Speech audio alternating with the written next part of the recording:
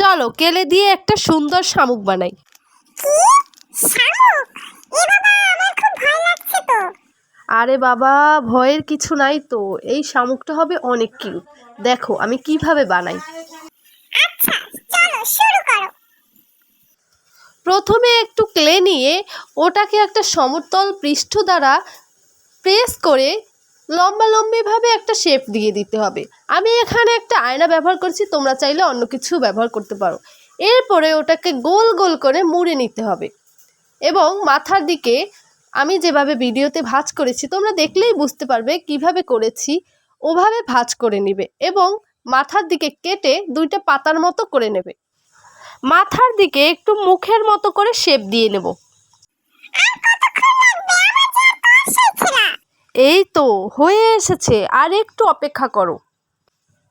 এরপরে আমি একটু সাদা আর একটু কালো কেলে নেব, একদম ছোট ছোট করে। ওইগুলোকে গোল শেপ দিয়ে একটার উপরে আরেকটা বসিয়ে দেব। অবশ্যই খেয়াল রাখবে এখানে কালো টুকরোটি নিচে থাকবে এবং সাদা টুকরোটি উপরে। এভাবে আমরা শামুকটির একটা চোখ এঁকে দিলাম। ওয়াও, এটা তো অনেক সুন্দর লাগছে।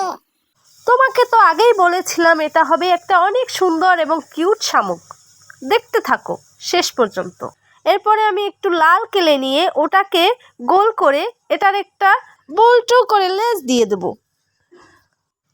এরপরে আমি ওর কানে এবং সারা শরীরে একটু সুন্দর করে দাগ দিয়ে দেব।